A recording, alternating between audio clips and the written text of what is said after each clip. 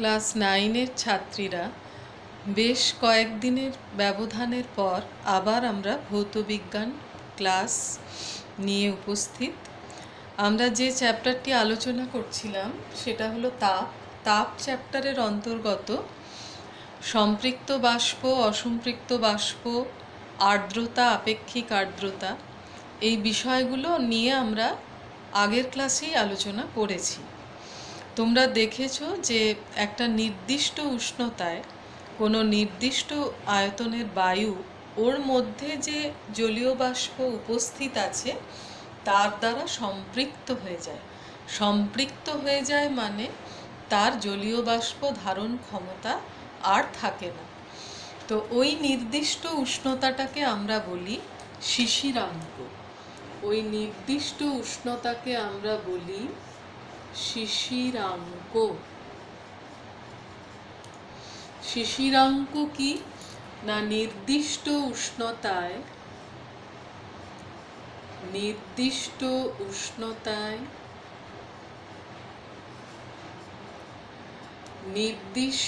আয়তনের বায়ু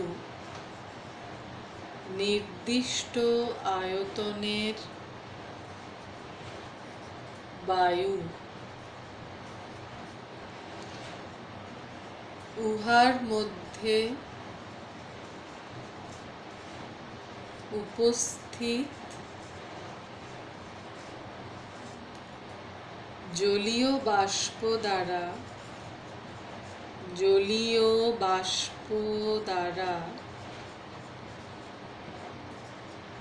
সম্পৃক্ত হলে, উহার মধ্যে উপস্থিত জলীয় বাষ্প দ্বারা সম্পৃক্ত হলে ওই নির্দিষ্ট উষ্ণতাকে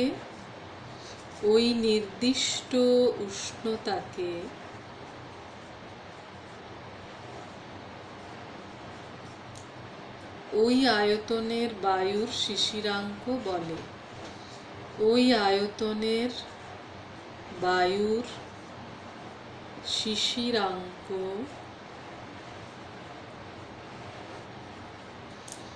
বলে। শিশিরাঙ্ক হচ্ছে নির্দিষ্ট উষ্ণতায় কোনো নির্দিষ্ট আয়তনের বায়ু যখন ওর মধ্যে যে উপস্থিত জলীয় বাষ্প রয়েছে তার দ্বারাই সম্পৃক্ত হয়ে যায়, তখন সেই নির্দিষ্ট উষ্ণতাটাকে আমরা বলি ওই আয়তনের বায়ুর শিশিরাঙ্ক। সাধারণভাবে দেখা যায় যে কোনো স্থানের বায়ুর উষ্ণতা যদি হঠাৎ করে কমে যায়, মানে ঠান্ডা আবহাওয়ায় কি হয়, বায়ুর আয়তনটাও কমতে থাকে। বায়ুর আয়তনটা কমে যত যেতে থাকে তত তার জলীয় বাষ্প ধারণ ক্ষমতাটা কমতে থাকে, এবং একটা সময়ে দেখা যায় যে বাতাসে যেটুকু জলীয় বাষ্প আছে সেই জলীয় বাষ্প দ্বারাই ওই আয়তনের বায়ু সম্পৃক্ত হয়ে গেছে, মানে শিশিরাঙ্কে পৌঁছে গেছে।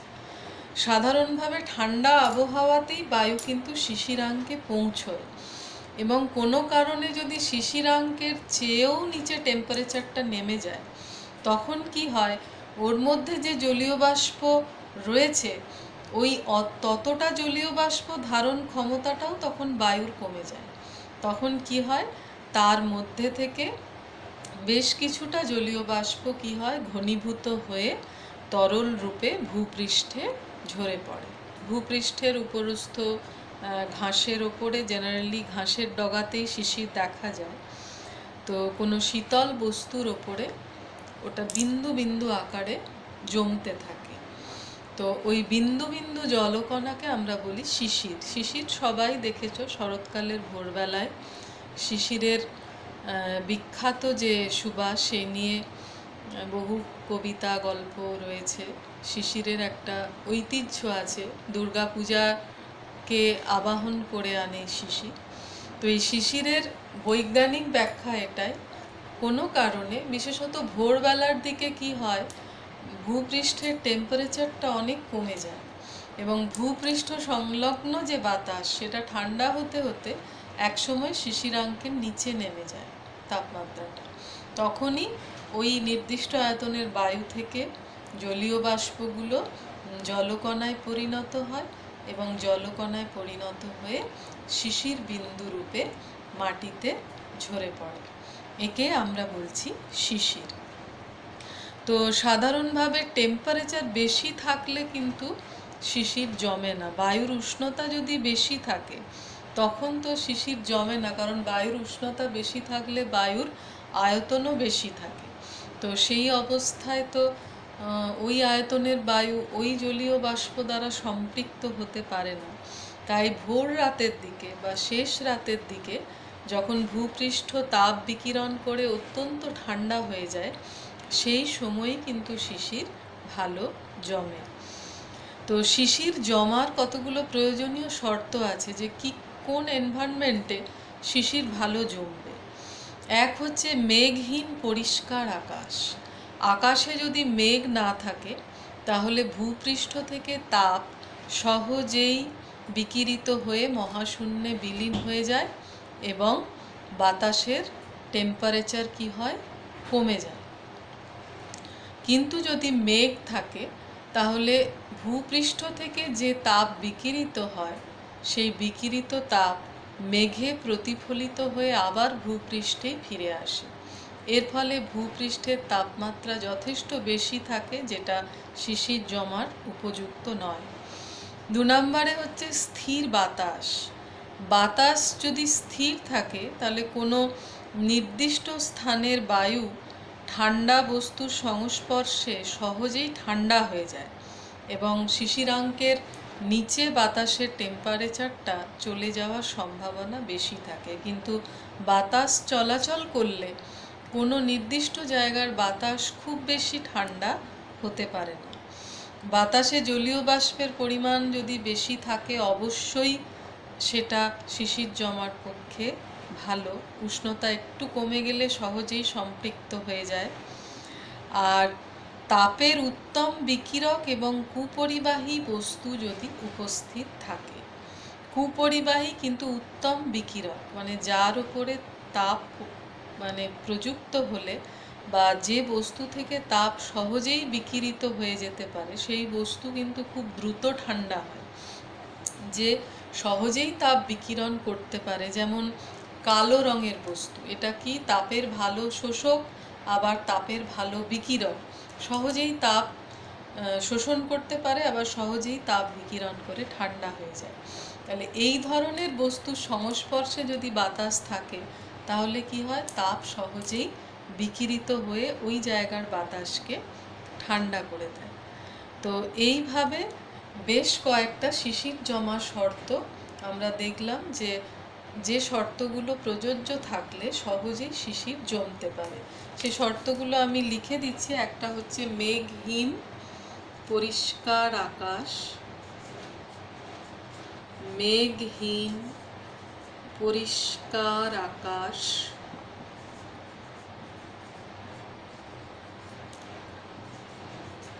2 নম্বরে হচ্ছে স্থির বাতাস,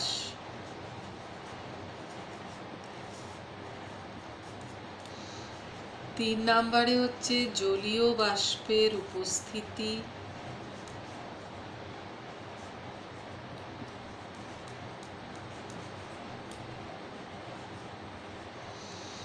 আর 4 নম্বরে হচ্ছে তাপের উত্তম বিকিরক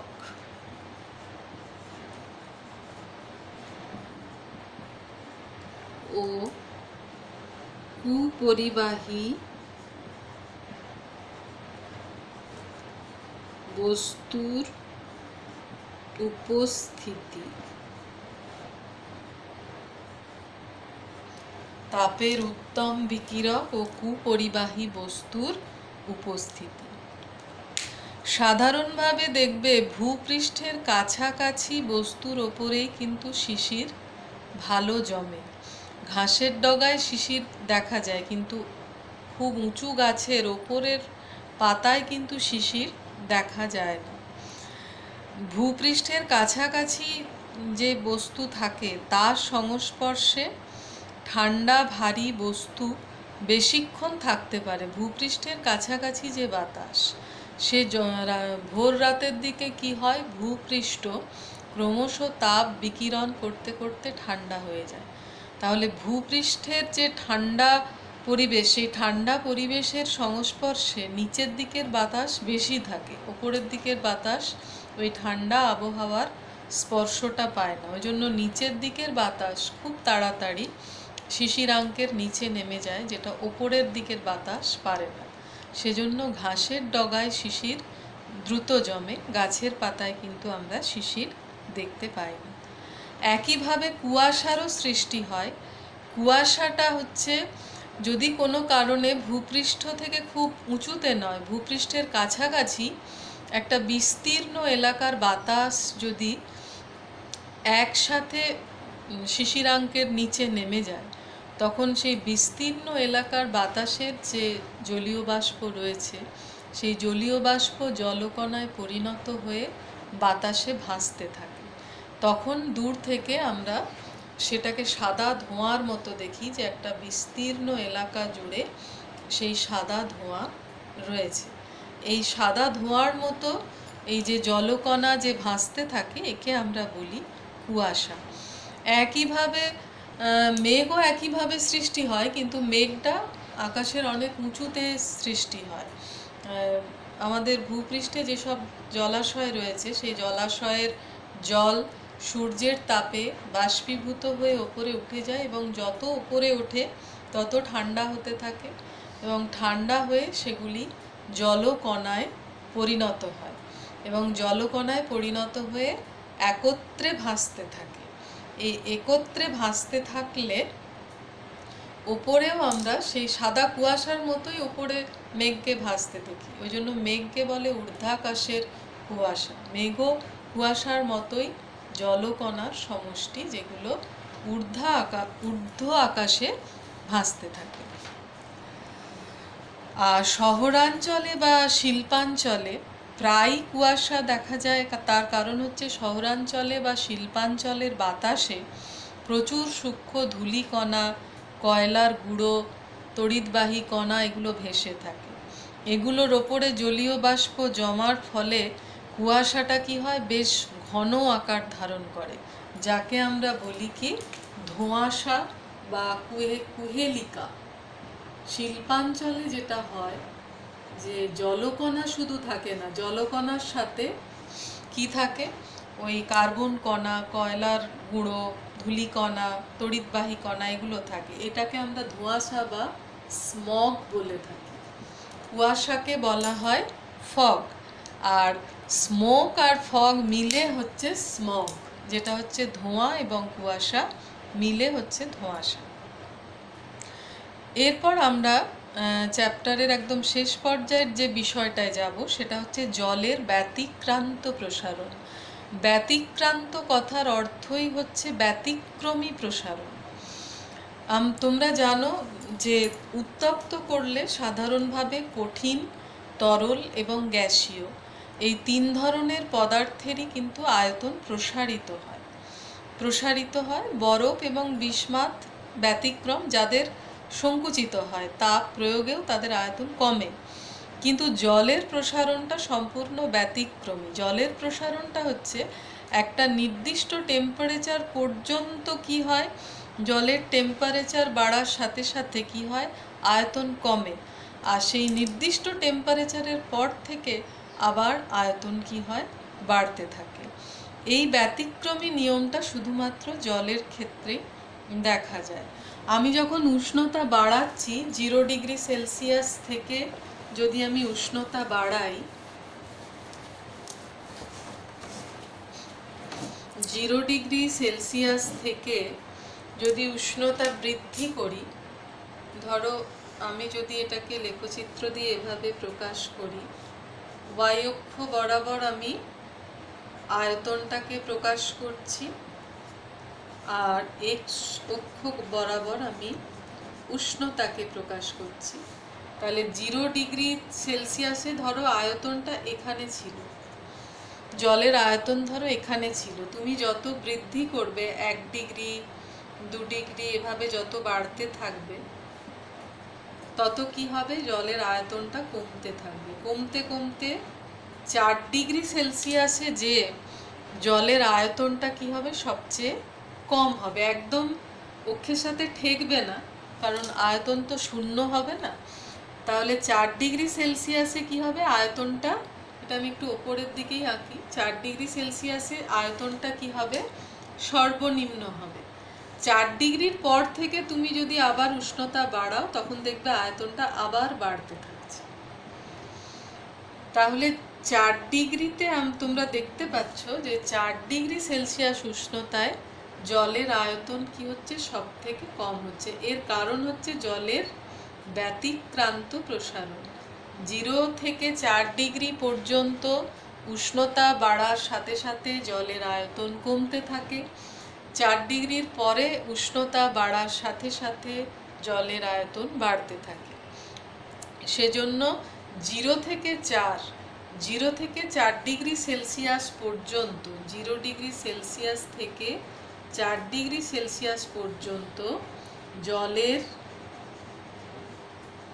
ব্যতিক্রমী প্রসারণকে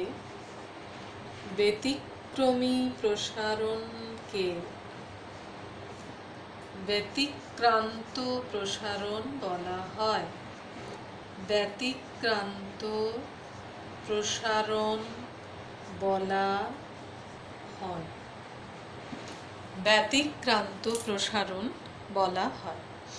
তো এই জলের এই ব্যতিক্রান্ত প্রসারণের একটা অত্যন্ত বাস্তব ঘটনা হচ্ছে যে শীতপ্রধান দেশে, যেখানে উষ্ণতা হিমাঙ্কের নিচে, 0°C নিচে, তো সেই সব জায়গায় জলজ প্রাণীরা বেঁচে থাকে কি করে? শীতপ্রধান দেশে তোমার যেটা জলভাগ, সেই জলভাগের উপরিতলের যে টেম্পারেচার, সেটা কিন্তু কমতে কমতে কমতে কমতে 0°তে পৌঁছে যায়।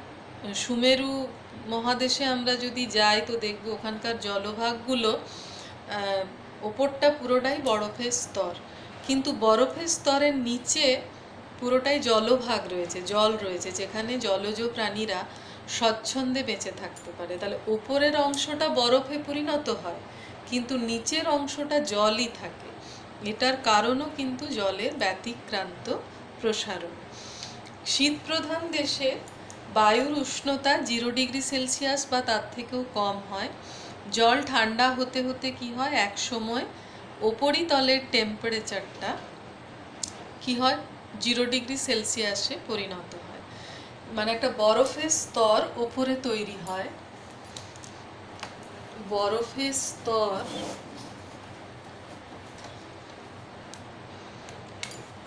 এটা ধরো জলভাগ, এখানে একটা বরফ ধরো উপরে বরফের পুরো স্তর রয়েছে। তাহলে বরফের টেম্পারেচার হচ্ছে 0°, বরফের টেম্পারেচার হচ্ছে 0°C। তাহলে পরিবেশের উষ্ণতা যেহেতু 0°C থেকে কম, তাহলে উপরিতলটা বরফ হলো ঠিকই। এবার এই বরফের সংস্পর্শে এর পরবর্তী স্তরের জলটা কি হলো, ঠান্ডা হতে শুরু করলো।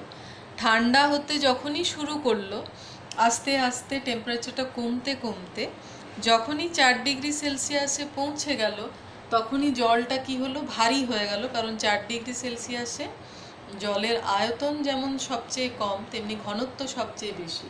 তখন সেই স্তরটা কি হলো, নিচে চলে গেল। একইভাবে আবার আরেকটা স্তর, যেটা হয়তো 1°C, এই স্তরটা হয়তো 2°C, এই স্তরটা 3°C, এইভাবে যখন 4°C পরিণত হচ্ছে টেম্পারেচার, 4°C যে জল, সে কি থাকবে, সবচেয়ে তলদেশে থাকবে, কারণ সে ভারী হয়ে যায়। তার ওপরে 2°C, 3°C, 1°C, 0°C, এইভাবে জলস্তরগুলো থাকে। 4°C যেহেতু জলের ঘনত্ব সবচেয়ে বেশি, তাই জল কি হয়, সেই স্তরটা একেবারে নিচে অবস্থান করে। তাহলে জলভাগের একেবারে যে তলদেশটা, সেই তলদেশের উষ্ণতা সর্বদা 4°C কিন্তু ফিক্সড থাকে। এবং যেহেতু এই অঞ্চলের উষ্ণতাটা বেশি আর ওপরের দিকের উষ্ণতাটা কম, তাহলে কি হয়, আর বরফ যেহেতু তাপের কুপরিবাহী, তাহলে এই বরফকে অতিক্রম করে তাপ কিন্তু আর পরিবেশে বার হতে পারে না। তার ফলে ওপরের স্তরটা বরফ হলেও জলভাগের নিচের স্তরটা কিন্তু জলই থাকে, কখনোই 0°C পৌঁছয় না। নিচের দিকের টেম্পারেচারটা কি থাকে, 4°C ফিক্সড থাকে। তার ফলে খুব ঠান্ডা আবহাওয়া হয় ঠিকই, কিন্তু কখনোই নিচের দিকের যে জলভাগটা সেটা কখনোই 0°তে পৌঁছয় না, কারণ এটার ঘনত্ব বেশি, এ আর কিন্তু ওপরের দিকে ওঠানামা করতে পারে না। এইটা 4°তেই ফিক্সড থাকে, আর বরফের স্তরটা 0°তে ফিক্সড থাকে। তাহলে ওপরটা পুরো বরফের স্তর থাকলেও নিচে জলজ প্রাণীরা সহজেই বেঁচে থাকে। এটা তোমাদের পরীক্ষার জন্য গুরুত্বপূর্ণ। তো আমরা আজকে ক্লাসটা এখানেই শেষ করব, সেই সঙ্গে আমাদের তাপ চ্যাপ্টারটাও এখানেই শেষ হলো। তাপ চ্যাপ্টারের বেশ কিছু কোশ্চেন সম্ভব হলে আমি তোমাদের পাঠিয়ে দেব। পরবর্তী ক্লাসে আমরা আলোচনা করব শব্দ। তাপ যেমন এক প্রকার শক্তি, শব্দও এক প্রকার শক্তি। সেই শব্দ শক্তি নিয়ে আমরা পরবর্তী ক্লাসে পড়ব। আজকের মতো এখানেই শেষ করছি।